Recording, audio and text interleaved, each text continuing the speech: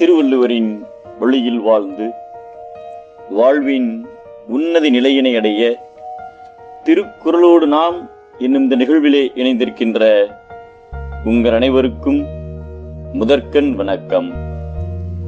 குறள் எண் 798, அதிகாரம் நட்பு ஆராய்தல்.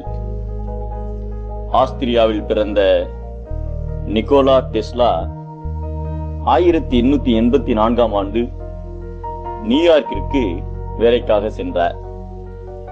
அங்கே அவரது திறமையை பார்த்த தாமஸ் ஆல்வா எடிசன் அவரது நிறுவனமான எடிசன் எலக்ட்ரிக்கல்ஸில் வேலை வழங்கினார். அதற்கு பின் இருவரும் நண்பர்களாகினர். ஒருமுறை எடிசன் நிறுவனத்தின் ஜெனரேட்டர்கள் பழுதானது. அதை சரிப்படுத்தினால் $50,000 தருவதாக கூறினார். அதை 2 நாட்களில் தனது கடின உழைப்பால் சரிப்படுத்தி எடிசனிடம் சென்று $50,000 பணத்தை கேட்டார் நிக்கோலா டெஸ்லா. அப்போது எடிசன் அவரிடம் தான் அதை ஒரு நகைச்சுவையாக சொன்னதாகவும் அதை கண்டுகொள்ள வேண்டாம் என்றும் கூறினார்.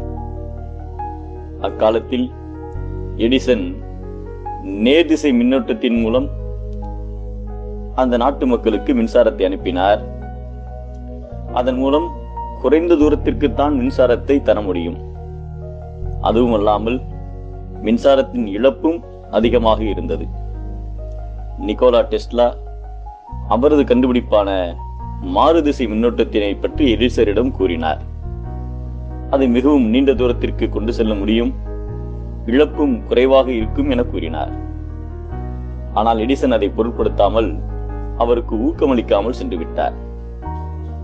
இதனால் எடிசனிடமிருந்து டெஸ்லா பிரிந்து அவரே சொந்தமாக டெஸ்லா எலக்ட்ரிக்கல்ஸ் என்ற நிறுவனத்தை உருவாக்கினார்.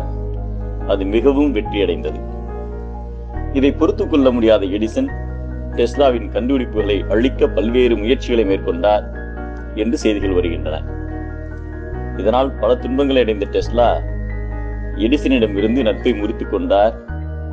இருப்பினும் அவர் புதிய கண்டுபிடிப்புகளில் மும்முரமாக பணி செய்து நயகரா நீர்வீழ்ச்சி மூலம் மின்சாரத்தை உருவாக்கி தனது நாட்டிற்கு பெருமை சேர்த்தார். ஊக்கம் குறைவதற்கு காரணமான செயல்களை எண்ணாமல் இருக்க வேண்டும். மேலும் துன்பம் வந்து பொழுது கைவிடுகின்றவரின் நட்பை கொல்லாதிருக்க வேண்டும் என்பதை உள்ளற்க உள்ளம் சிறுகுவ கொல்லற்க அல்லற்கண் ஆற்றறுப்பார் நட்பு என்கிறார் நம் தெய்வப்புலவர் திருவள்ளுவர். ஊக்கம் குறையாதிருத்தல் நலம், உதவாத நட்பினை கைவிடுதல் பலம்.